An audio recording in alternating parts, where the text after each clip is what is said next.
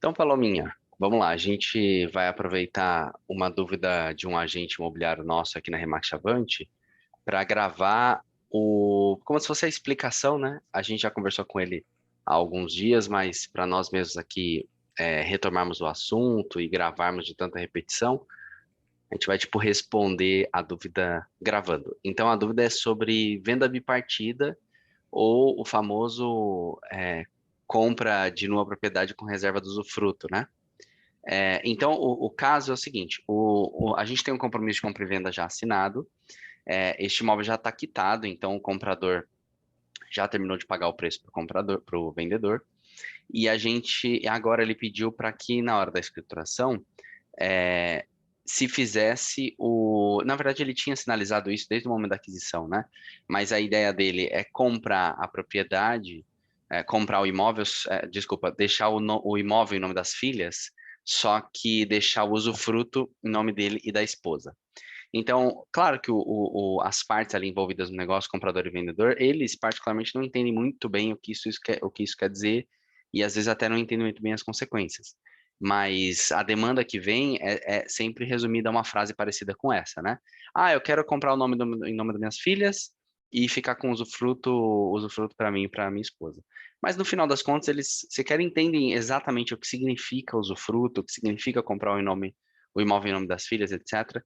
Tudo isso tem a ver com essa aquisição bipartida, né, ou a transação bipartida, e a gente vai aproveitar a oportunidade aí para organizar um pouco essa informação na nossa cabeça, beleza?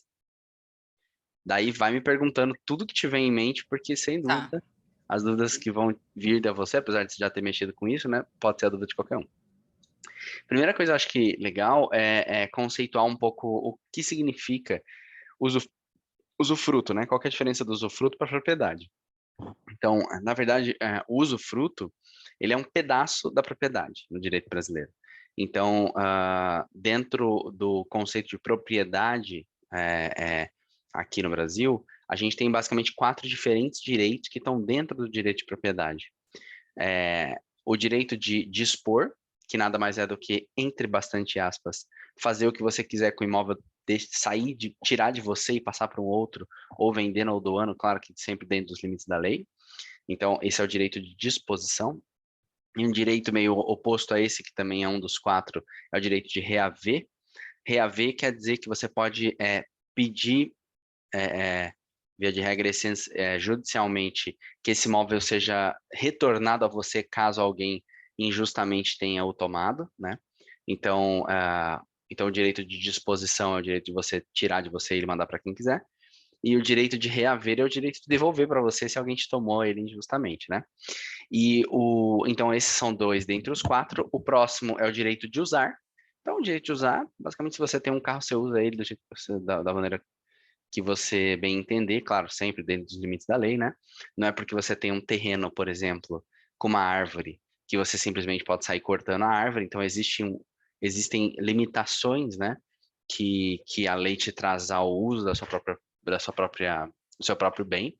Mas, enfim, então, o terceiro direito é o direito de usar. E o último, eu diria, o direito de fruir, né? O direito de fruir, então, é o direito de tirar frutos. E, sendo simplista, no caso de imóveis, a gente está falando do direito de receber aluguel, por exemplo, tá? Então, você aluga esse imóvel para alguém. Quando você aluga o imóvel para alguém, você cede para alguém o direito de usar, e em contrapartida, você começa a fruir daquele imóvel, né? Então, ou seja, você começa a tirar uma renda ali, você começa a receber aquele aluguel. Então, quando você vai alugar o imóvel para alguém, inclusive, você sequer precisa necessariamente ter o direito de disposição. Você só precisa ter o direito de usar, porque aí você vai ceder esse direito de uso, e o direito de fruir, claro, porque você vai receber os aluguéis. É, Então, o que acontece? Veja que a gente tem quatro direitos dentro do direito de propriedade, a gente tem quatro direitos diferentes: disposição, reaver, usar e fruir. Se você pegar esses dois últimos aqui, usar e fruir, e falar meio rápido, fica usufruir. Então, usufruto é a união dos direitos de usar e fruir, basicamente, tá? É, e o que acontece, então?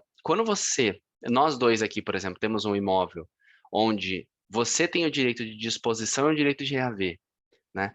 E eu tenho o direito de usar e fruir, a gente junto nós dois juntos temos a propriedade integralmente, né? E essa propriedade está bipartida, porque você tem um pedaço dos direitos de propriedade, eu tenho outro pedaço dos direitos de propriedade. Só que eu, de certa forma, tô vinculado, limitado a você e você a mim. E aí começa a ser importante de entender quais são os limites, o que se pode fazer tendo-se o usufruto sobre o imóvel, o que você não pode fazer tendo usufruto. Então, uma coisa, talvez a primeira e mais importante delas, é que no Brasil a gente não pode alienar, a gente não pode vender o direito de usufruto. Então, se eu, por exemplo, tenho usufruto sobre o imóvel, você tem a nua propriedade, nós dois temos o imóvel juntos, né? Nós dois juntos temos a propriedade, eu não posso sair por aí vendendo o meu direito de usar e fruir o imóvel. Isso existe essa limitação, a gente não vai poder fazer isso. Se nós juntos quisermos vender o imóvel, aí vai ser possível, vai ser viável, a gente vai falar sobre isso, tá? Agora, se eu sozinho quero vender só o meu direito de usufruto, isso existe uma limitação que não vai me permitir fazer no direito brasileiro, tudo bem? E o que acontece na hora de comprar também, né? Na hora de comprar vai ser outro detalhe. Comprar o imóvel de forma bipartida. Então, veja, primeiro eu estava falando em vender, né? Então, se eu quiser vender meu usufruto sozinho, eu não consigo. Se nós dois juntos quisermos concordarmos em vender a propriedade, aí a gente vai conseguir. A gente já vai falar sobre isso. E se a gente quiser comprar um imóvel? Então, o imóvel pertence a uma pessoa e a gente quer comprar de forma bipartida, de forma que no final das contas eu tenha o usufruto, você tenha a nua propriedade. A nua propriedade, tá? Talvez eu não tenha esclarecido, mas a nua propriedade é o que sobra da propriedade tirando o usufruto. Então, a nua propriedade é a propriedade menos o usufruto, tá? Tá. Que basicamente são os direitos de dispor e reaver. Esse conceito é exatamente esse, mas se a gente faz essa aquisição bipartida, a gente chama de o que eu fiquei aqui, a nua propriedade, o que você ficou da nua, ou desculpa, usufruto, e o que você ficou a gente chama de nua propriedade. Então, na hora de comprar, se no final das contas a nossa intenção é que eu tenha usufruto e você tenha a nua propriedade, tem duas formas de fazer isso. Eu posso comprar a nua propriedade e você comprar o usufruto, a gente já compra separado, então de uma pessoa comprou em duas, ou eu posso comprar a propriedade integralmente, doar para você essa propriedade e, neste mesmo ato de doação, reservar o usufruto para mim. Tudo dá para ser feito no mesmo instrumento público ali, a mesma escritura, tá? Então, no primeiro caso, é uma escritura de compra e venda bipartida. Então, você comprou a nova propriedade e eu comprei o usufruto. Ou, uma outra alternativa é, eu compro a propriedade, já ato contínuo, dou a propriedade para você, só que essa doação tem uma reserva de usufruto para mim. Veja que, no final das contas, os dois cenários levam ao mesmo lugar, que é o caso onde eu tenho usufruto e você tem a nova propriedade. Beleza? Só que a Certo. gente vai falar um pouco sobre quais as diferenças entre um caso e outro, etc. Eu acho que até para ficar legal e conversar sobre as diferenças, eu vou pegar esse caso prático do nosso agente, tá? É, Tá. que é um caso que é o seguinte. Então, voltando para o começo do nosso papo. O comprador já tinha sinalizado isso desde o do instrumento de compromisso, e agora chegou na hora de escriturar, depois de quitar o preço, etc. Ele está agora com o valor reservado para fazer a escrituração, ele não tinha dinheiro há alguns meses, então agora ele quer fazer, só que ele quer, qual que é o objetivo dele no final das contas? Ele quer que aí vem as palavras dele, eu quero que o imóvel fique no nome das minhas filhas e eu e minha esposa ficamos com os usufrutos. As pessoas falam Uhum. até no plural, né? A gente quer ficar com os usufrutos. E aí, o primeiro detalhe, uma das filhas é menor. Uma filha acho que tem 22 a 23 anos e a outra tem 13 anos. Até não tem exatamente a ver com o papo, mas é legal fazer um parênteses. Sempre que alguém tem essa intenção de colocar um imóvel, mesmo que seja só numa propriedade, mesmo que seja só um pedaço do imóvel em nome de um menor, é importantíssimo a gente sempre acender um alerta na cabeça da pessoa. Qual que é? Que a gente sempre tem que lembrar as partes. Ah, quero colocar o nome do imóvel o imóvel no nome da minha filha. Quantos tem sua filha? 12, 13, 16, ou seja, menor. O que é a primeira coisa que a gente tem que falar para o comprador? Você acha que é importante? Cuidado para não tomar um golpe. Sua filha vai vender jogos online? Não. faço ideia. Coisa bem importante é, isso, entre várias aspas, vai impossibilitar a que vocês vendam o imóvel, mesmo se vocês precisarem, de forma fácil. Porque se um maior precisa vender o imóvel, ele põe à venda, vende e sai todo mundo feliz. Agora, se você precisa vender um imóvel, quando eu falo você, né? Se a família, por algum motivo, chegar numa situação onde aquele imóvel necessita ser vendido, ou porque eles estão precisando de fato de dinheiro, ou porque aquele imóvel não faz mais sentido ali na composição familiar, veja, o proprietário ou coproprietário de um imóvel é um menor impúrbere que não tem capacidade civil para tomar suas próprias decisões. E aí, como que a gente vai suplantar essa impossibilidade do menor tomar a decisão de alienar um imóvel? Não dá para o pai decidir, os pais decidirem em nome do menor. Quem vai ter que entrar tomando a decisão se o menor vai poder vender o imóvel ou não na pessoa dos responsáveis legais é um juiz de direito. Então, a gente vai precisar de um alvará judicial para fazer com que um menor consiga vender o imóvel. E isso, às vezes, é um pouco espinhoso de se conseguir, porque, primeiro, que por conta de ser os direitos de menores ali envolvidos, você vai precisar da manifestação e, eventualmente, a concordância do Ministério Público, né?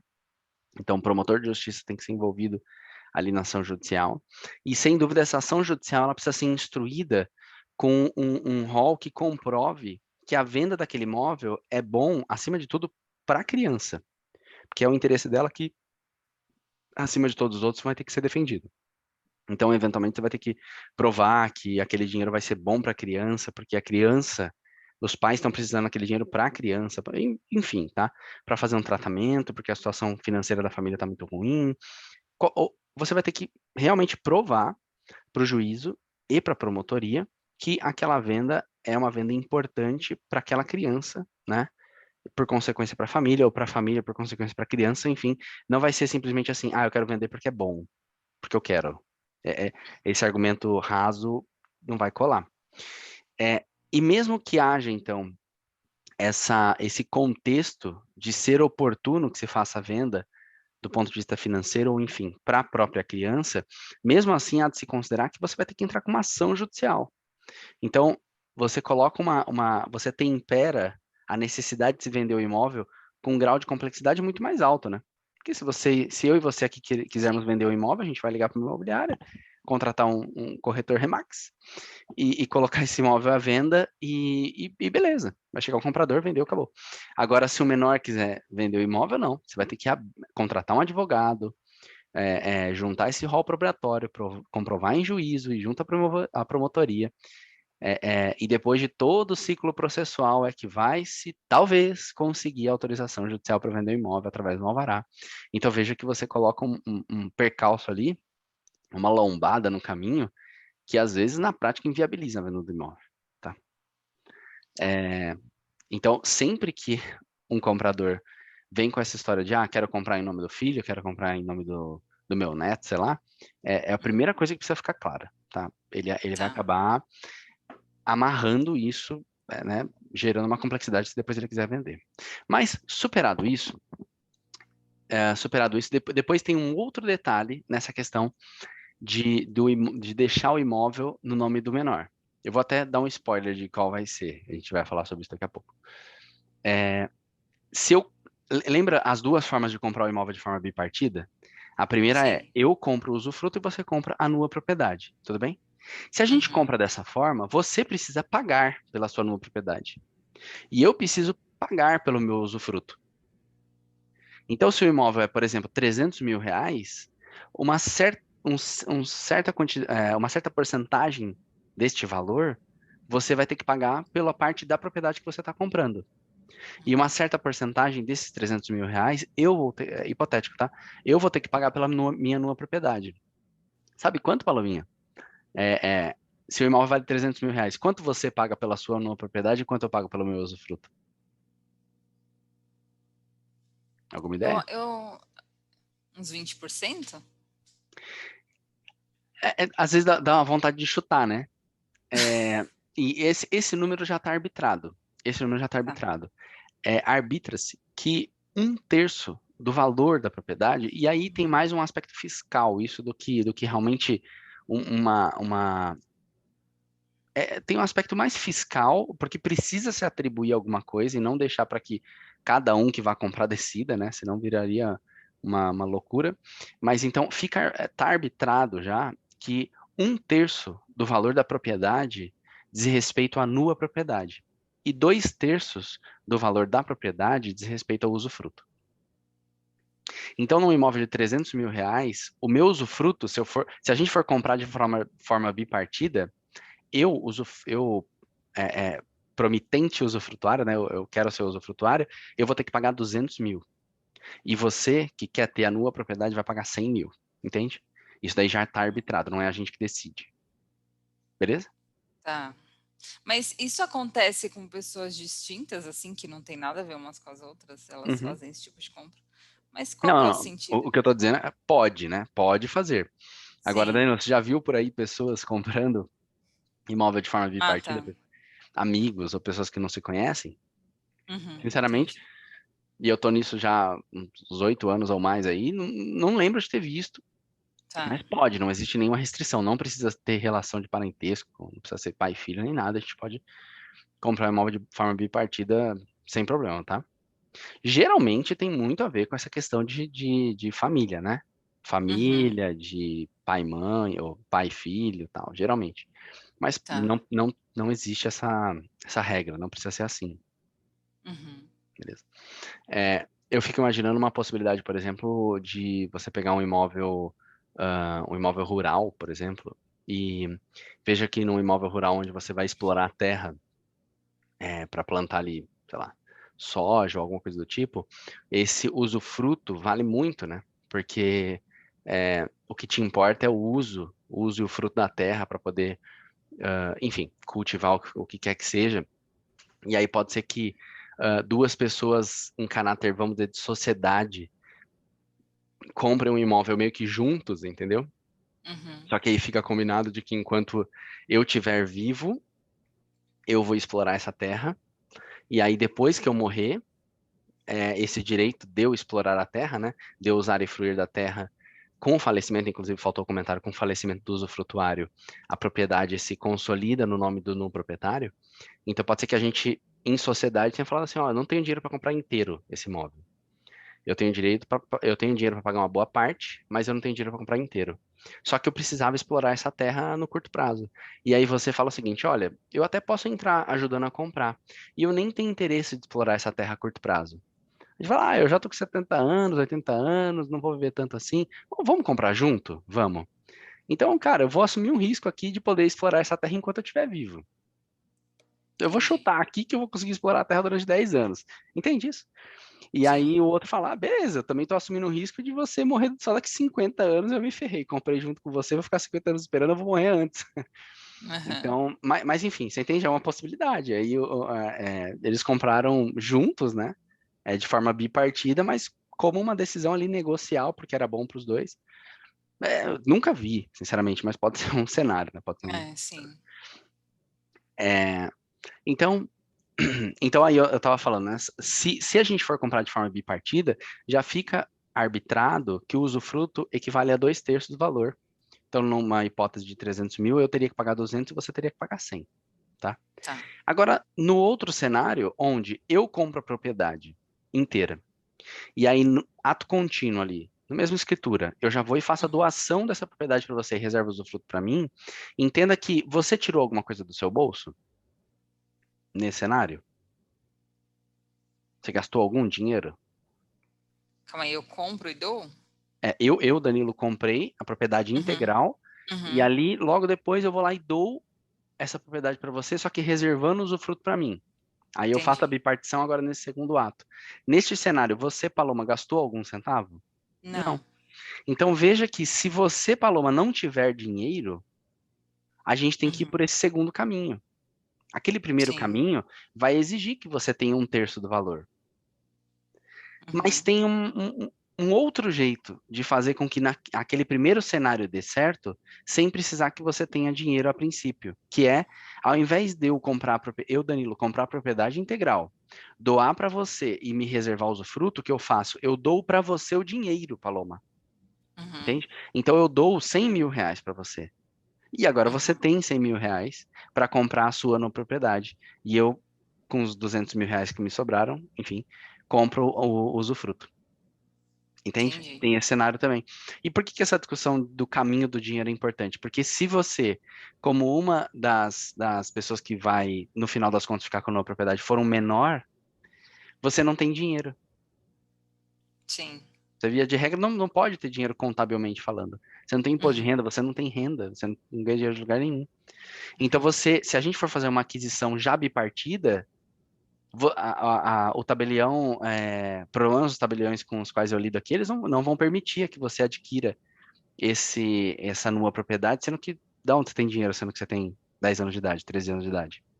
Então, É. nesse cenário, a gente vai ter que ir ou pelo caminho onde eu, Danilo, compro a propriedade integral, faço uma doação para você e reservo o usufruto para mim, você fica com a propriedade, ou esse caminho, ou aquele primeiro caminho onde eu, Danilo, faço uma doação do valor para você, e aí você é menor, mas agora você recebeu a título de doação os 100 mil reais, e aí você consegue comprar numa propriedade.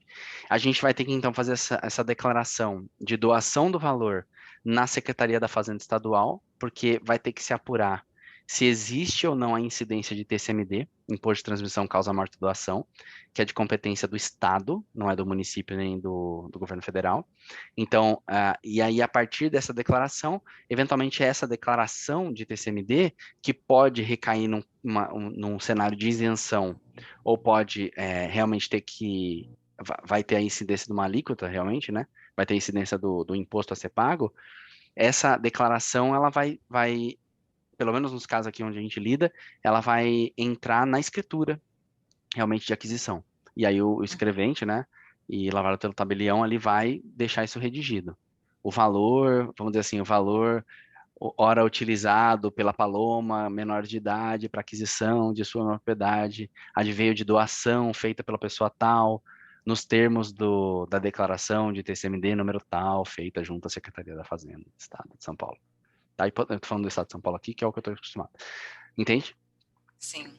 Então, tem vários cálculos para se fazer, porque às vezes essa alíquota do imposto de é, essa, é, esse imposto que vai se pagar sobre a doação, né?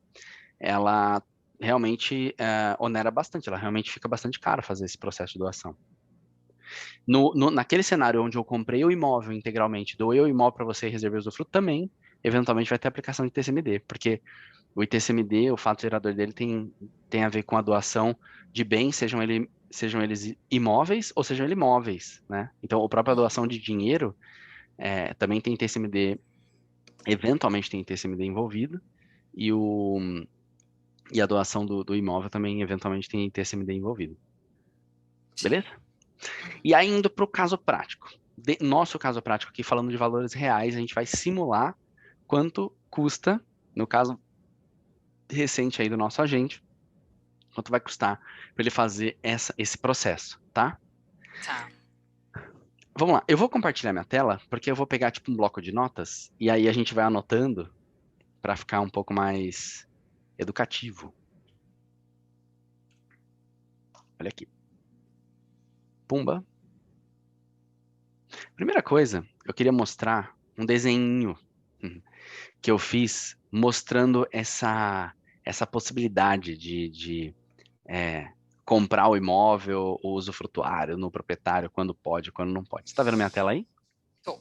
Então, a primeira coisa aqui, ó, aqui, nesse cantinho aqui, ó, eu coloquei ó, aqui nesse cantinho, eu fiz essa divisão, né? A propriedade sendo composta pelos direitos de disposição, o direito de reaver, o direito de usar, o direito de fruição. E aí, esses dois juntos aqui a gente vai chamar de usufruto, tá? E aqui o que sobra a gente vai chamar de nua propriedade. Então, veja aqui nesse primeiro cenário, ó. O primeiro cenário, esse aqui, eu vou sempre mudando esse quadradinho do lugar para mostrar sobre onde eu estou falando. Nesse primeiro cenário, a gente tem uma propriedade bipartida, então uma pessoa tem a nua propriedade, laranjinha, outra pessoa tem usufruto. Se eventualmente o usufrutuário morre, então basta que eu leve uma cópia da certidão de casamento, ó, a certidão de óbito no cartório de registro de imóveis, e o próprio cartório de registro de imóveis, sem a necessidade de escrituração, vai consolidar a propriedade em nome daquele que era no proprietário, ele vai se tornar o proprietário integral. Isso é feito através de uma verbação. Tudo bem? Eu estou falando a verbação porque é mais barato do que se fazer um registro, né? Mas é importante a gente saber. E essa possibilidade aqui, como eu falei, ela é uma possibilidade, isso aqui é vedado, tudo bem? Então não se pode, quando se tem a bipartição de propriedade, o nu proprietário fazer a venda da nua propriedade para um, ou ficar com a nua propriedade, e o usufrutuário vender o usufruto dele. Isso aqui não é possível de fazer, tá? Então eu só coloquei aqui para deixar claro que isso aqui não é um cenário, não é um cenário possível. Beleza? Então aqui a gente está falando sobre ou a morte do usufrutuário, ou já deixando claro que esse cenário aqui não é possível. Agora, os dois cenários de possibilidade de aquisição, tá? Aqui é um cenário de aquisição e aqui é um cenário de venda. Tá, então, aqui é onde eu contornei. O cenário de vender uma propriedade que está bipartida. A gente vem, e aí vamos naquela hipótese onde você é a nua proprietária e eu sou o usufrutuário e a gente quer vender o imóvel. Aí eu acabei de falar que o usufrutuário não pode vender o imóvel. E aí, como que faz? É simples, entre aspas. Eu preciso renunciar ao meu usufruto. Eu abro mão do meu usufruto. Quando eu abro mão do meu usufruto, essa propriedade, esse direito de usar e fruir, vai para você, se consolida em quem antes era o proprietário e agora você se tornou o proprietário integral, e aí você vai lá e compra. Ou você vai lá e vende. Então é assim que vende um imóvel, entendeu? Que está com a propriedade bipartida. Deu para entender isso? Só que essa questão de eu, usufrutuário, renunciar ao meu direito de usufruto, né, abrir mão disso, é feita através de uma escritura, necessariamente. Então, uma escritura de renúncio de usufruto. É diferente desse cenário aqui de cima, onde eu morri, e aí não tem escritura envolvida, entendeu? Nesse cenário aqui de cima, basta que a minha certidão de óbito seja levada ao cartório de imóveis e a gente vai fazer uma verbação que consolida a propriedade integralmente no seu nome. Aqui não, aqui eu vou ter que fazer uma escritura realmente com as despesas de uma escrituração, para que eu faça essa renúncia pública do meu direito de usufruto e a gente vai levar essa escritura para registro no cartório de registro de imóveis. Tá? E nesse caso, o nu proprietário nem se envolve, é algo entre o cartório e o usufrutuário. Boa pergunta. Boa pergunta. Nem se envolve. Essa escritura de renúncia de usufruto não precisa da participação, né, do não proprietário. Tá. É como se, eu acredito, assim, o que está nas entrelinhas, é como se o no proprietário, ele não tivesse, não tem muito sentido dele precisar concordar com o usufruto ser consolidado no nome dele, porque isso é só positivo, entendeu? É só uma boa notícia, entre aspas, né? Sim. Então, olha, é claro que muito do que eu estou falando aqui talvez tenha a ver com um pouco das regras da corregedoria dos cartórios extrajudiciais do estado de São Paulo. Eventualmente, em algum estado do Brasil, a depender de onde a pessoa está assistindo nosso vídeo, tem uma regrinha, um detalhezinho um pouquinho diferente, tá? Mas eu acredito que seja sempre assim, ou na maioria dos estados seja dessa mesma forma. Então, aqui no estado de São Paulo, uma escritura de renúncia de usufruto não precisa de anuência ou participação do proprietário, tá? A gente já fez algumas vezes. Tem um detalhe sobre isso aqui, um detalhe prático, tá? Se isso daqui for um cenário onde se está fazendo uma venda realmente, tá tudo casadinho, quer dizer, o proprietário quer vender, o usufrutuário concorda com isso, tá tudo certo e tal, eles falam assim, pô, mas eu preciso fazer essa escritura de renúncia de usufruto agora que eu estou querendo começar a tentar vender o imóvel, ou eu posso deixar para tentar fazer essa escritura de renúncia de usufruto só quando de fato chegar um comprador, entendeu? Só de fato quando vender. Porque eu nem sei se vale a pena eu tirar esse dinheiro do bolso agora, porque eu vou ter que fazer essa escritura de renúncia de usufruto, registrá-la. Às vezes isso ali vai custar 3 pau, 4, 5 conto, não sei. E aí eu não estou com essa grana agora se o imóvel estiver de fato compromissado para venda, aí eu pego o sinal do comprador para fazer isso, sabe esse tipo de coisa? E aí fica uma dúvida prática mesmo, eu preciso fazer isso de forma antecipada ou posso deixar para fazer isso na hora de vender? Depende de como o imóvel vai ser vendido.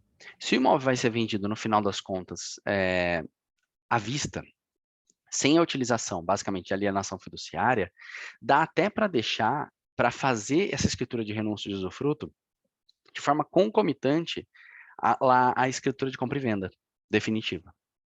Como que a gente faz isso?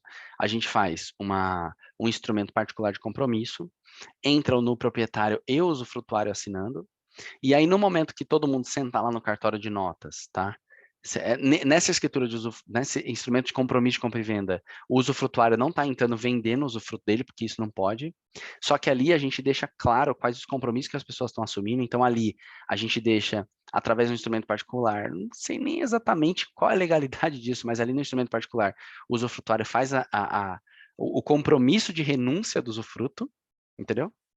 E aí o no proprietário faz o compromisso de que uma vez a propriedade consolidada em nome dele, ele está se comprometendo em fazer a venda do imóvel. E aí no momento da escrituração definitiva, todo mundo ali no cartório de notas, né? Todo mundo sentado ao mesmo tempo, ou todo mundo digitalmente ao mesmo tempo, porque hoje a gente já está fazendo escritura digital praticamente, vão acontecer dois atos. O no proprietário, ou desculpa, o usufrutuário vai fazer a renúncia do direito dele ao usufruto, numa escritura, e na outra escritura, que tudo está sendo assinado ao mesmo tempo, entendeu? O no proprietário, que acabou nesse exato microsegundo se tornando o proprietário integral, por causa de uma escritura que está sendo assinada nesse momento, vai lá e faz a compra e venda definitiva para o interessado. E aí essas duas escrituras vão concomitantemente para o cartório de imóveis serem registradas. Então, pelo princípio da continuidade, claro, o cartorário de imóveis vai primeiro registrar a escritura de renúncia de usufruto e logo embaixo registrar a escritura de compra e venda. E aí, salvo algum acordo em contrário, essa escritura de renúncia de usufruto e seu registro, os custos disso ficam a cargo dos promitentes vendedores, né? E a escritura de compra e venda e o registro da escritura de compra e venda vai ficar a cargo do comprador, salvo as pessoas estipularem, combinarem uma coisa diferente, mas essa vai ser a regra geral, beleza? Então, isso no caso de compra e venda à vista. Desculpa, pode perguntar. Não, pode terminar. Eu tenho duas perguntas, mas eu vou esperar você explicar a segunda parte. Então, isso no caso de compra e venda à vista. Mas, mais de 50% dos imóveis que são, das escrituras que são registradas de compra e venda, tem alienação fiduciária envolvida, né? Então, pode ser muito bem que esse imóvel seja vendido financiado. E aí, qual que é o problema? No caso de compra e venda com alienação fiduciária, geralmente aí SFH e CPI, ou às vezes tem a ver com carta de consórcio, enfim, na esmagadora maioria dos casos, se faz um instrumento particular com força de escritura pública, que é uma possibilidade que a própria lei do SFH, do SFI, traz aos bancos. Então, Itaú, Bradesco, Caixa, Santander, Inter, seja ele qual for ali, eles têm esse, entre aspas, poder de quase que substituir, às vezes, de um tabelião de notas, porque através de um instrumento particular, ele consegue transferir a propriedade do imóvel, certo? Isso está lá na lei da SFI, na lei da SFH, na lei dos consórcios. Só que qual que é a questão? Quando se dá para o banco, né, ou para a instituição financeira, o poder de, através de um instrumento particular, transferir no imóvel, ou seja, dar um caráter de força, uma força de escritura pública a um instrumento particular, está se dando um poder de fazer uma compra e venda, mas não está se dando para essa instituição financeira o poder de renunciar usufrutos. Então, o banco, a instituição financeira, não pode fazer um instrumento particular de renúncia de usufruto com força de escritura pública. O que ele pode fazer é um instrumento particular de compra e venda com força de escritura pública. Então não vai dar, entendeu? Para fazer igual naquele primeiro caso no à vista, fazer tudo de uma vez. Então, no caso de uma compra e venda que se utiliza de financiamento bancário, se utiliza de alienação fiduciária, você precisa primeiro ir lá, aí não dá para fazer tudo numa sentada no cartório só. Você precisa primeiro o usufrutuário, ir no cartório de notas, ou digitalmente, enfim, fazer uma escritura de renúncia de usufruto, pegar o traslado dessa escritura, levar no cartório de imóveis, registrar. Agora a matrícula vai voltar com a propriedade consolidada em nome do proprietário, e agora esse cara se tornou proprietário, e aí sim faz o instrumento particular com força de escritura pública e transfere a propriedade integral através do financiamento bancário, entendeu? Então, dá para fazer tudo ao mesmo tempo? Depende da maneira como vai ser vendido o imóvel. E aí, nesse segundo cenário, você vai ter que fazer um instrumento particular de compromisso, trazendo esse passo a passo do que vai acontecer, e aí, de fato, vai demorar um pouco mais, né? Porque você vai ter uma escrituração e o aguardo de um registro antes de se poder continuar o processo de venda. Entendi. O que você ia perguntar, aquela? Tá. A minha pergunta é o seguinte: nesse caso que nós temos hoje do nosso agente imobiliário, vamos supor que ele quer passar, ele quer a nova propriedade para ele, usufruto, não, é o contrário, né? A nova propriedade para as filhas e o usufruto para ele, a esposa. E ele está passando esse imóvel para uma menor de idade e tudo mais. Vamos supor que nesse meio tempo, a menor passa a ser maior de idade e eles têm um atrito lá entre família. E aí, pelo menos na cabeça do proprietário, foi ele que comprou e doou para a filha, ou enfim. Existe a possibilidade do usufrutuário se negar, por exemplo, não, eu não quero, porque de certa forma ele perde um direito, né, fazendo isso, ele renunciando ao usufruto. Então, vamos supor que eles têm um atrito lá entre eles e a filha e o pai precisa vender o imóvel e a filha fala, não, eu não vou permitir que isso aconteça. O que pode ser feito nesse cenário? Nada. Não. Bipartir a propriedade quer dizer que depende, para fins de alienação, o no proprietário ele perdeu, tanto o no proprietário quanto o usufrutuário. Assim, o no proprietário ele não pode usar e fruir do imóvel, ponto, e o usufrutuário não pode vender o imóvel, ponto. Não tem exceção. Assim, sempre que a gente fala no direito, não tem exceção, não tem jeito, etc., as pessoas arrumam-se um jeito, né? Então, arruma-se um jeito, enfim, mas aí, assim, vai ter que haver casos super excepcionais, super, talvez, não consigo nem de verdade aqui vislumbrar, e eu nem acho que exatamente isso é uma aula isso é uma aula, esse é um papo exatamente de direito civil super profundo, né? É mais o direito civil imobiliário prático para o corretor imobiliário ou para a imobiliária.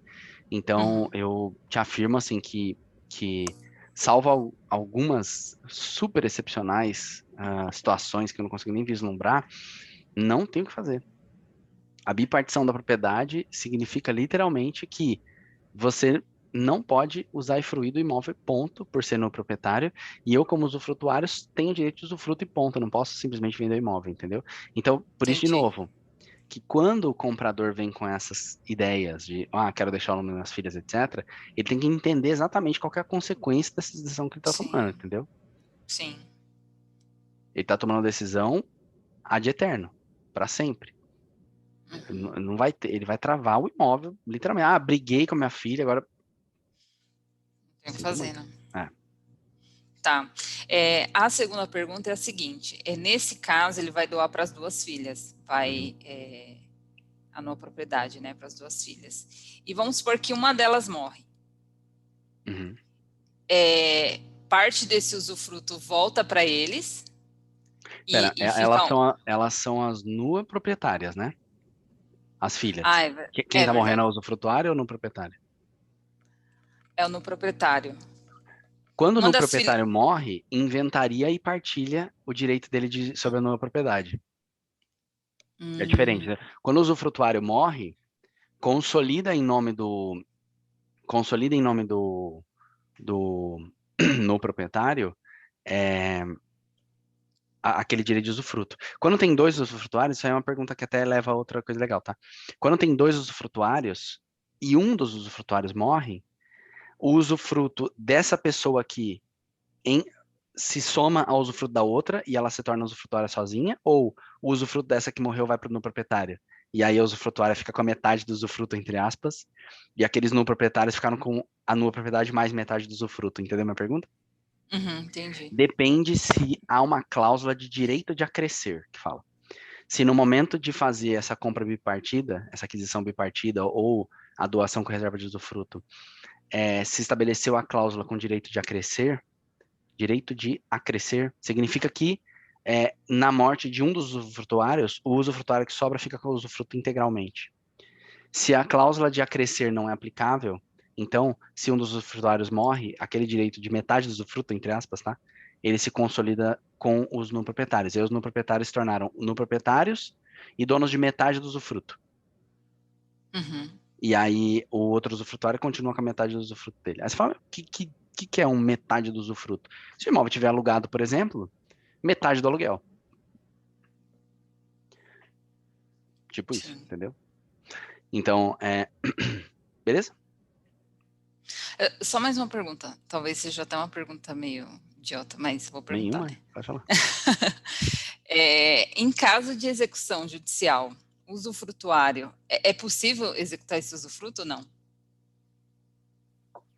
Boa pergunta. É, acho que assim, o usufruto é um bem disponível.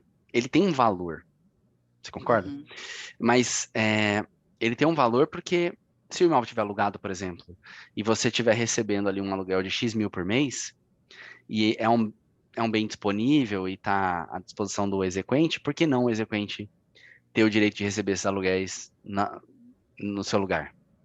Então, a uhum, princípio, sim. Mas o que acontece? No caso, por exemplo, de eu ter adquirido, da gente ter adquirido a propriedade de forma bipartida, tá?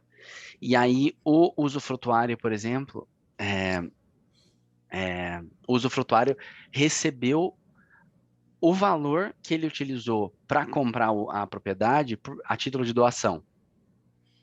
uhum, Se esse recebimento, e geralmente a gente vai fazer isso constar, tiver cláusula de impenhorabilidade, isso é um direito do doador, né, para resguardar um direito do donatário, não vai dar para penhorar. entendi. Dá para fazer uma defesa porque aquilo que você comprou foi adquirido com dinheiro advindo de doação e essa doação foi marcada com essa restrição de impenhorabilidade, e aí o exequente não vai ter esse bem como disponível para penhora. Uhum, Mas via de regra, sim. Eu fico com um pouco de dúvida aqui, para ser bastante sincero, se daria para adjudicar, entendeu? Adjudicar, ou uhum, seja, lá no cartório de imóveis, de fato, adjudicar e tomar e passar esse usufruto para mim, exequente. Isso eu fico com um pouco de dúvida, vou ter que te responder depois. Mas que dá para penhorar e ficar recebendo os aluguéis, ao invés do usufrutuário receber os aluguéis até, por exemplo, a quitação da dívida, eu acredito como totalmente possível, sim.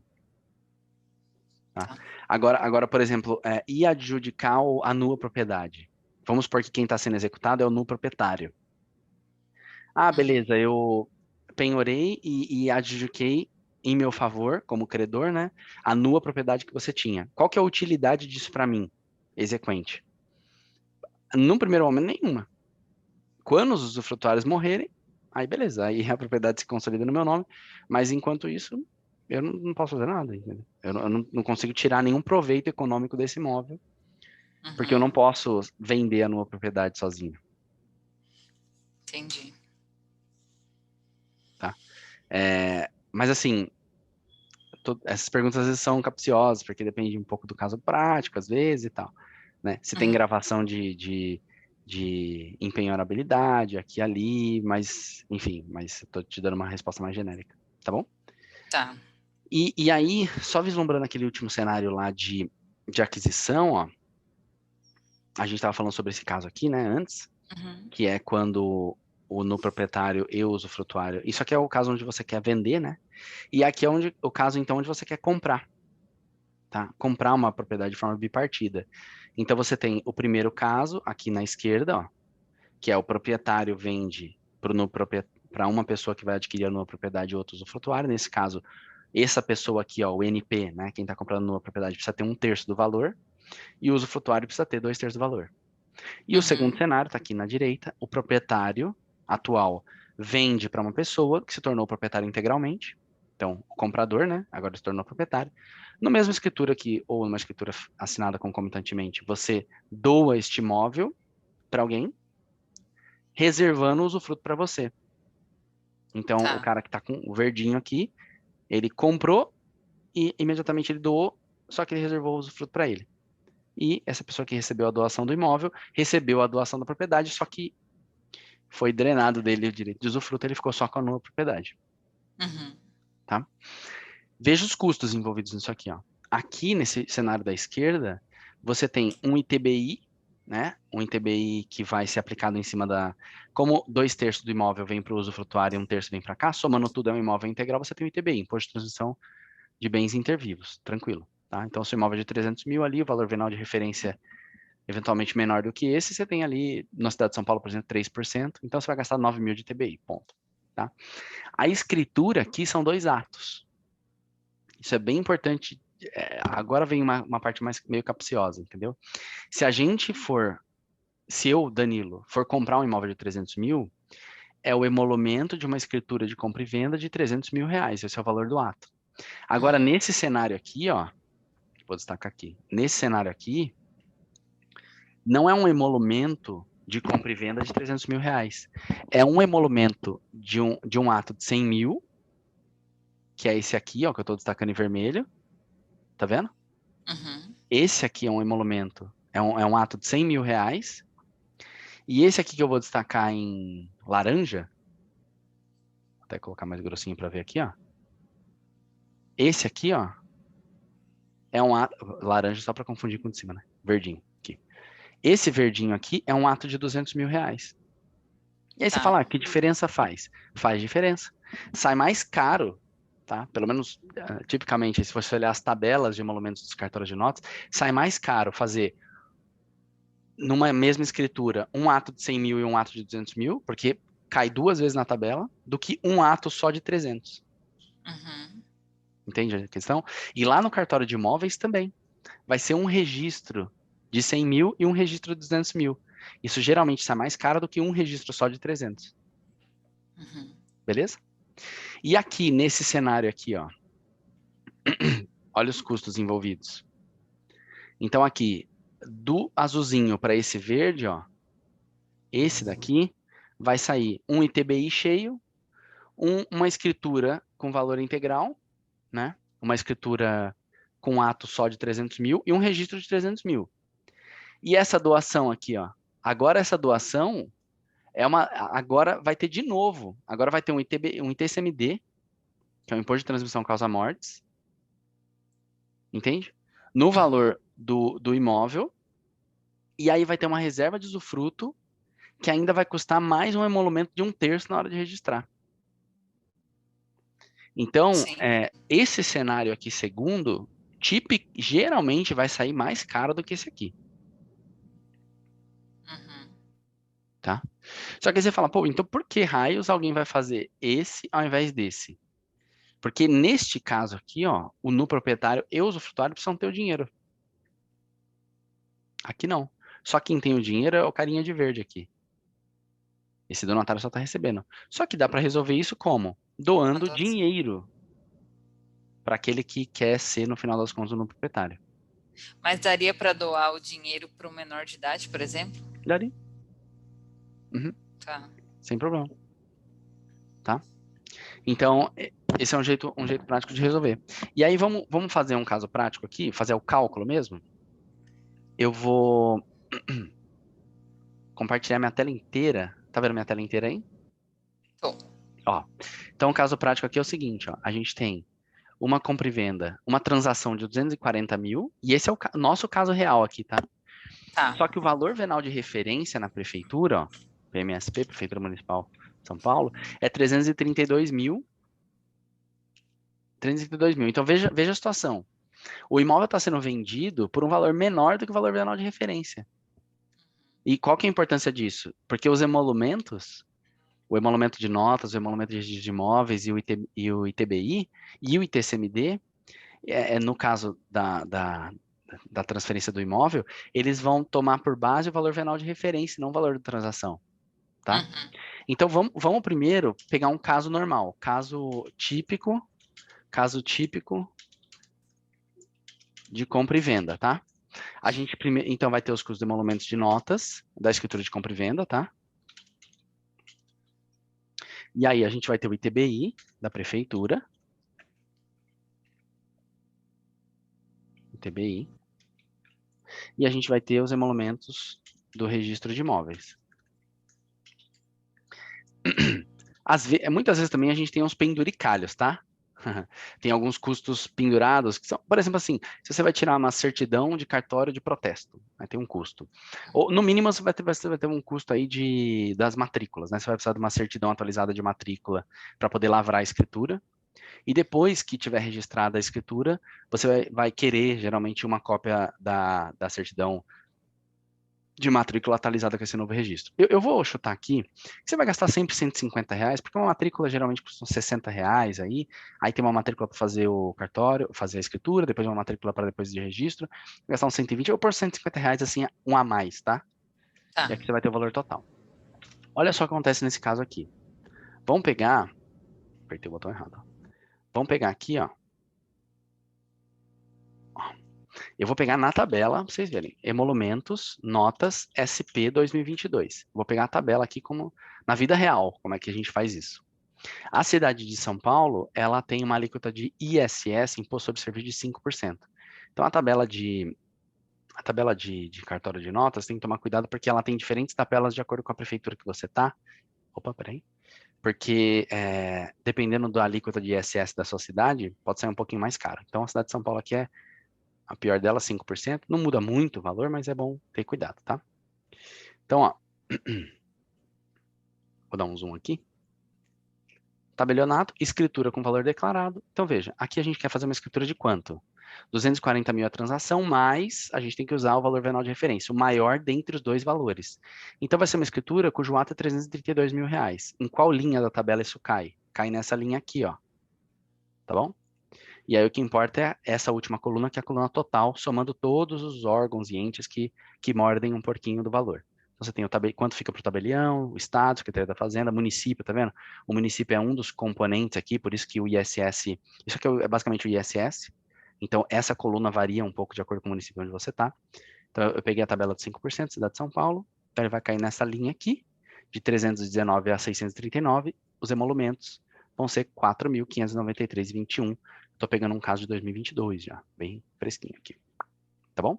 O ITBI vai ser 3%, certo? Isso também, de novo, cuidado, cada município vai ter uma regra. Em São Paulo está 3% a alíquota de ITBI. Pimba, tá? Registro de imóveis, vamos também pegar aqui, ó. Emolumentos, registro SP. Por que SP? Porque isso tem que tomar cuidado, é estadual, tá? Cada estado vai ter uma tabela. Então, estou pegando de São Paulo aqui. Se for do Mato Grosso, Rio de Janeiro, Amazonas, pega da tabela do seu estado. Espera aí que a internet agora não está ajudando a gente, ó. Deixa eu ver se esse link aqui vai. Aqui. Tabela de emolumentos para 2022. Essas informações são sempre públicas, tá, Palomino? Tá. Eu estou pegando o registro de imóveis aqui. Opa. Calma. Você está pegando registro de imóveis ou notas de novo? Cuidado. Tabelionato, Notas, não. né? Não, tô pegando tabelionato. Vamos pegar. Pior que o site da Arisp saiu do ar. Ah, aqui, agora foi. Tabela de Excel? Não.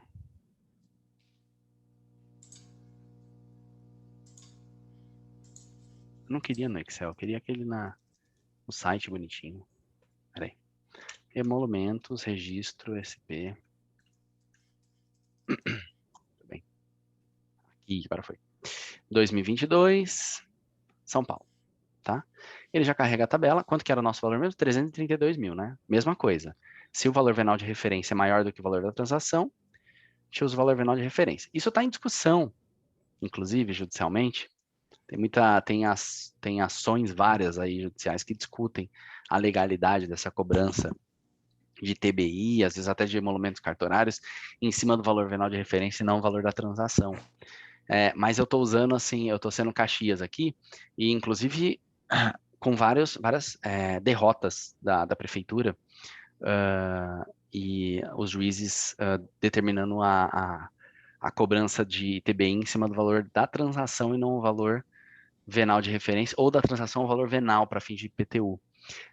Mas eu estou sendo Caxias aqui, então pode ser que quando a pessoa esteja vendo esse vídeo, algum repetitivo do STF, etc., já tenha derrubado isso, e aí se torne por padrão, usar o valor da transação ou o valor venal para fins de IPTU. Mas, então, de novo, estou usando o valor venal de referência, que é o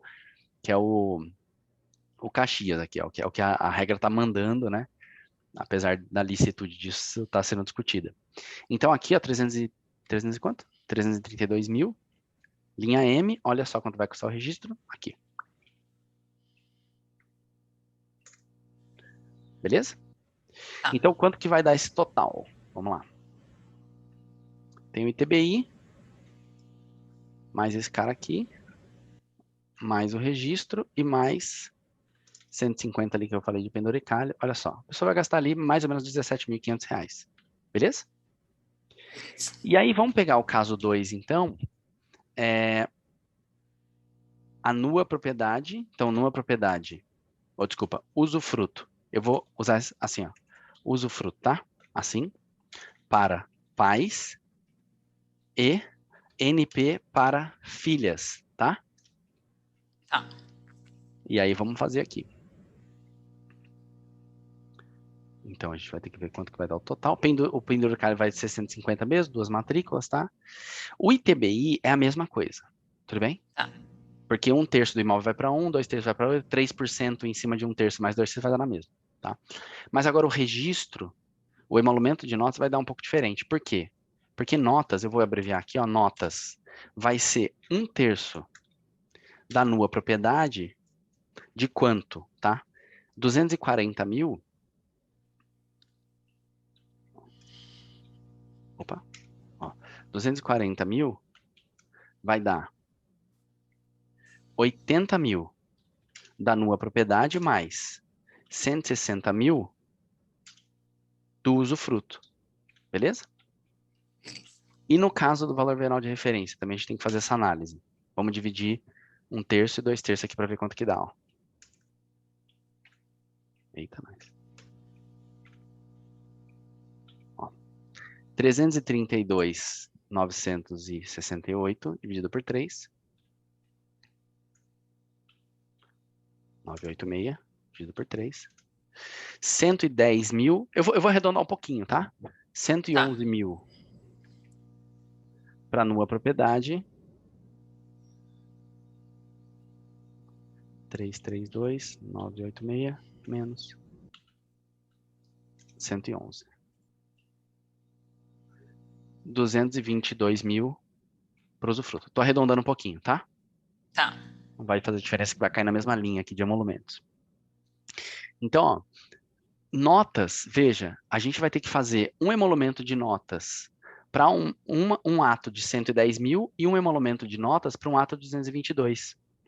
Então, lá na tabela de notas, é como se fosse uma escritura de cada um, ó. Então, vai ter uma escritura de 2.227 tal por causa da numa propriedade e uma escritura vai ser feita na mesma escritura, tá? Uhum. Só que para fins de emolumento, você cobra 2 atos. E um de 222 mil. Vai cair aqui, ó. Por causa do usufruto.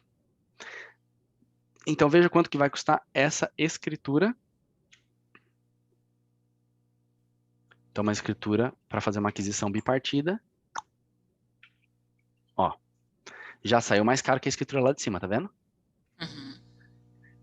O ITBI, mesma coisa. E os emolumentos de registro, mesmo esquema. Você tem que fazer um registro de 111 mil e um registro de 222. Dando uma Tá. arredondada aí, mas vai cair na mesma linha.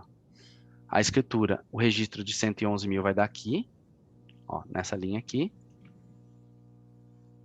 Então, aqui, o registro da nova propriedade e o registro do usufruto, 222. Por pouco não caiu na linha de baixo, ia ficar mais caro ainda, bem por pouco. O registro também vai dar um pouco mais caro do que o caso de cima. Às vezes isso dá bem mais caro, depende ali da sorte, o azar de cair na faixa de cima ou na faixa de baixo da tabela. Beleza, é isso? Beleza. Então, ó, aqui mais. Aqui mais. Aqui mais 150.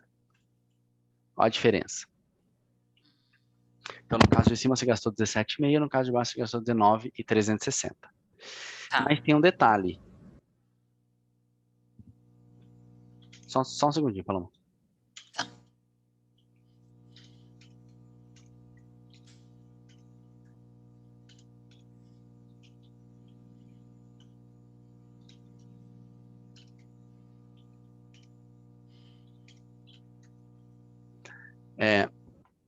Tem um detalhe. Nesse caso aqui, tem aquela questão de que as filhas vão precisar do dinheiro.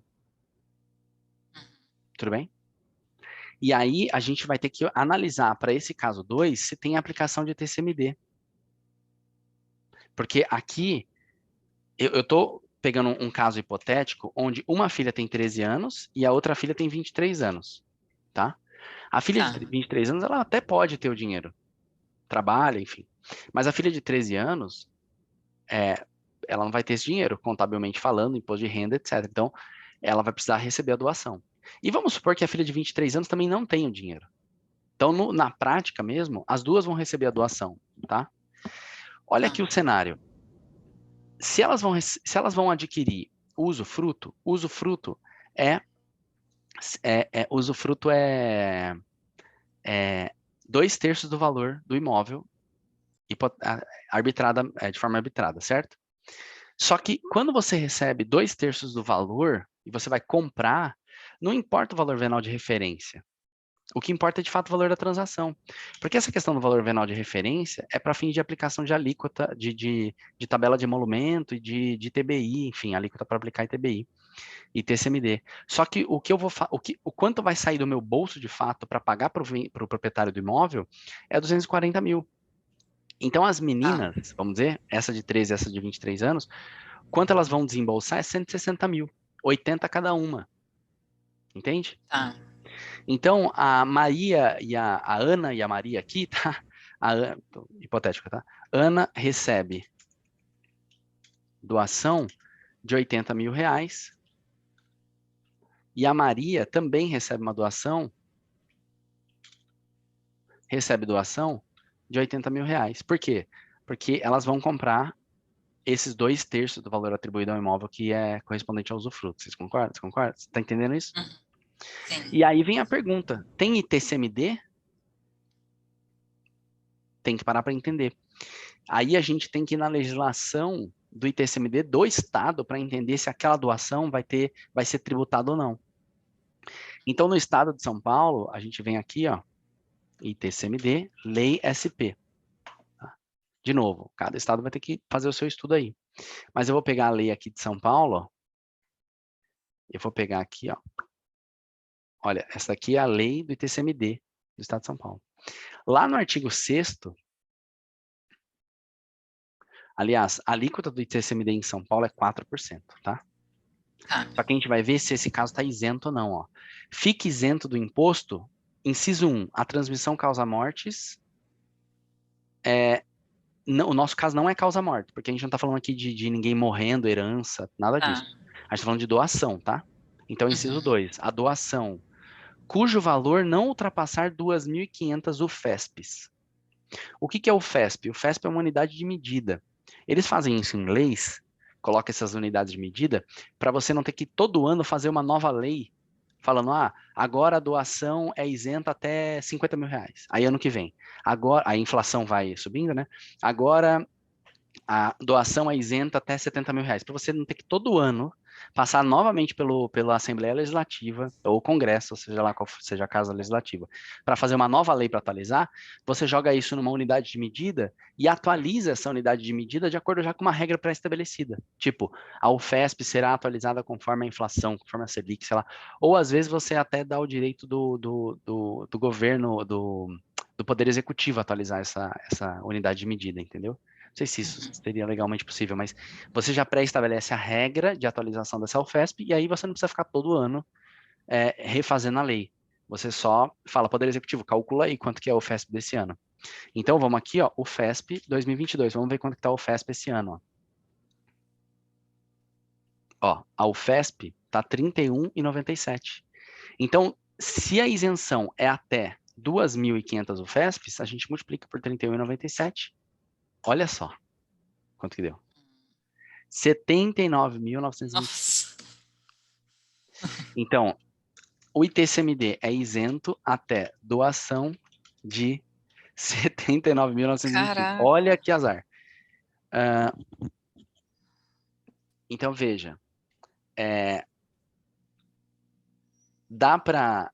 Esse caso aqui tá isento? Não. Olha que azar. Só que aí veja um detalhe também. Então se você se olhar só desse ponto de vista, quanto que vai custar esse TCMD aqui, ó? Então, mas no caso do cálculo do ITCMD, você paga a diferença da isenção? Não. O Passou valor 1 cheio? centavo cheio. Não Nossa. é progressivo, entendeu? Então Uhum. aqui, ó, você vai ter 4% em cima de 80 mil, 3.200. E aqui mais Caraca. 3.200. Então, teoricamente, aqui, você vai gastar mais 6.400 por causa do ITCMD. Nossa. Só que tem maneiras lícitas de não pagar isso, aí vai entrar uma discussão interpretativa, tá? Tá. Minha opinião é o seguinte, essas meninas aqui, elas não precisam receber essa doação só dos pais. Veja comigo, olhando para esse cenário aqui, os pais vão ter que, o pai e a mãe, né, vão dar 80 mil para uma e 80 mil para outra, né? Primeiro, a gente poderia fazer o pai dar 40 mil e a mãe dar 40 mil e serem duas doações separadas? Uma de 40 mil, uma de 40 mil e as duas caem no critério de isenção? Esse caso, o legislativo já fez a previsão de que isso daí é uma maneira de... É uma doação só, porque quem está doando é um casal. Casado como Uhum. regime da comunhão, com o regime da comunhão parcial de bens, então é como se fosse... os dois estão doando, é como se um corpo financeiro está doando, entendeu? Não existe o Uhum. pai tá doando, a mãe tá doando. Eles são casados, então o casal tá doando. Então, desse jeito não daria. Mas agora, olhando para esse cenário, e a gente olha e fala, pô, vamos gastar 6.400 a mais, você concorda comigo que eu podia fazer muito bem o seguinte, ligar para minha avó, ou eu como pai aqui, ligo para minha mãe e falo, mãe, sabe a Maria e a Ana? Sei, a gente está comprando um imóvel, etc. A senhora podia doar um dinheiro para elas, para ajudar? Porque se a senhora não doar R$ 100 para, sei lá, R$ 500 para cada uma delas, a gente vai gastar R$ 6.400 a mais de imposto. Será que a gente podia fazer um combinado, ô vó? Então, é, vamos fazer o seguinte: você pode, por favor, dos pais, olha assim, olha aqui o que eu tô fazendo. Ana recebe doação de 500 da avó, dos avós.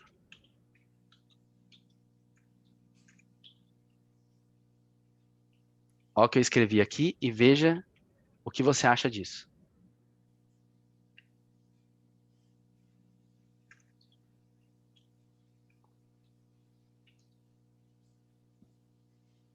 Ó, Uhum. eu vou combinar o seguinte. Vamos nós aqui, eu e você, eu e minha esposa, doarmos R$ 79.500 para cada uma das filhas e outro 500 mil não, né, gente? É isso. 500. E aí os outros R$ 500 que faltam, vamos ligar para a avó delas e vamos ver se a avó tem R$ 1.000 lá para doar para as netas, doa 500 para um, 500 para outra. São doações diferentes, entendeu? Sim. Essa doação não tem nada a ver com essa. E todas elas vão cair na faixa de isenção. Pode Uhum. isso? Pode fazer isso? É um pouco interpretativo. Minha opinião, Danilo. Pode, qual é o problema? É um direito que eu tenho. Mas se você Uhum. apresentar isso lá para o tabelião de notas e falar, ó, é dessa forma que a gente vai fazer, porque dessa forma que eu não vou pagar ITCMD, muitos tabeliões de nota, não vou dizer todos, mas alguns deles vão falar, eu não vou fazer no meu cartório. Entendeu? Eu não vou fazer no Uhum. meu cartório. Por quê? Porque ser cartorário é sempre uma faca de dois gumes, tá? Tem gente que Tá. luta para fazer o concurso e passar, porque beleza, é um cargo ótimo, legal, tal. Só que você também é um vigilante da lei. Você acaba sendo corresponsável por uma fraude tributária, uma sonegação de imposto, etc. Então, muito tabelião vai ficar com medo disso e falar, pô, se a Secretaria da Fazenda pegasse um caso desse, a Procuradoria, né, do Governo do Estado pegasse isso aqui, será que ele não ia dar um jeito de tentar entender isso daqui como enganando o governo? E aí, se isso acontecer, eu aqui que lavrei a escritura, eu vou pagar o pato junto, entendeu? Uhum. Então vai Sim. ter muito tabelião que vai ficar com medo disso aqui. Eu, Danilo, particularmente, não vejo problema nenhum. Não, a não ser que encontre algum lugar na lei que fale, você não pode receber uma doação, um pedaço dos pais e um pedaço dos avós, eu, Danilo, não vejo problema nenhum. Então, para mim, era isso que eu faria. Liga para a avó e vê se ela tem R$ 1.000 guardado para doar R$ 1.000 para uma neta e R$ 500 para uma neta e R$ 500 para outra, entendeu? Uhum. E doa mesmo, não é fazer de forma forma escondida. Doa, toma, transferência, guarda comprovante de transferência, entendeu? Sim. Toma R$ 500 para você, filhinha, R$ 500 para você, filhinha, acabou. E na verdade nem precisava ser 500, entendeu? Podia ser É. tipo R$ 200 cada uma, já resolvia. Pode pegar com a tia, quem quiser. Uhum. E outra, menina de 23 anos pode muito bem ter também R$ 500, né? Trabalha e tal, Sim. enfim. Então, bom, foi isso. Acho que o papo era para primeiro falar um pouco de teoria e depois entrar num caso prático e mostrar como que de fato a gente calcula, né? O, como que de fato a gente calcula os diferentes emolumentos de nota, de imóveis, ITBI, TCMD, num caso de uma compra e venda bipartida. Eu acho que nesse caso aí, o agente imobiliário ele precisa entender o porquê o cliente quer fazer isso e instruí-lo, né? Uhum. Para que ele não tenha surpresa. As pessoas fazem isso geralmente para facilitar, geralmente, tá? Tá. Facilitar uma depois a necessidade de fazer inventário e partilha. Porque se você faz isso em vida e os pais morrem, geralmente, o que acontece se a propriedade está no nome dos pais? Você tem que fazer um inventário dos bens. Se ele só tiver esse imóvel, por exemplo, você vai fazer um inventário desse imóvel, é, e vai ter que fazer uma partilha, ou através de uma escritura pública de inventário e partilha, ou através de uma ação judicial. Você vai ter um custo, né? Você vai ter que contratar um advogado, você vai ter que vai ter um custo da escritura, vai ter o ITCMD, vai ter o registro, vai deixar essa dor de cabeça para depois, entre aspas. Uhum. Agora, se você fez a aquisição já de forma bipartida, quando o pai e a mãe, enfim, quando falecerem, não vai ter necessidade de inventário e partilha. Fica muito mais simplificado esse processo. Você só pega a certidão de óbito e a verba no cartório de imóveis e consolida a propriedade em nome de quem era o no proprietário. Então você não vai dispensar totalmente essa necessidade de fazer inventário e partilha, etc. E não é à toa que o fato gerador, que o imposto que se cobra em cima da doação, ele é o mesmo imposto do que o imposto da causa-mortes. Porque se fosse um imposto mais barato, muito mais barato, muito mais facilitado, o da doação, todo mundo faria isso em vida com tudo, entende? Sim. Então, do ponto de vista tributário, não necessariamente compensa você ficar fazendo isso em vida, porque de qualquer forma você vai ter que ter um imposto de doação, que é a Sim. mesma alíquota. É o mesmo, é a Secretaria da Fazenda do Estado, é igualmente. No caso de São Paulo, 4% aí, geralmente. Então, você entende? O ITCMD, inclusive, tem uma limitação dada pelo Senado Federal. Hoje, a limitação do ITCMD é 8%. Então, é uma decisão estadual. Tem estado que cobra 2, 3, 4, 6%. Tem estado que coloca depende do que está doando, depende do valor que está doando, enfim. Mas tem uma limitação aí dada pelo Senado Federal, que hoje no Brasil é 8%. O estado de São Paulo opera com 4%. E a maioria dos estados também é nessa faixa, tá? 4%. Então, é por isso que o tributo é o mesmo, justamente para que não seja tão óbvia essa vantagem tributária em ir por um caminho do que por outro, para que o governo também não faça, não perca receita, né? Vamos dizer. Tá. Entendi. Ô Dan, tem uma última pergunta. Uhum. Em caso de divórcio, quem fica com o usufruto? Os dois. Os dois têm o direito Hum. de usar e fruir. Então, no direito de fruição fica mais fácil, né?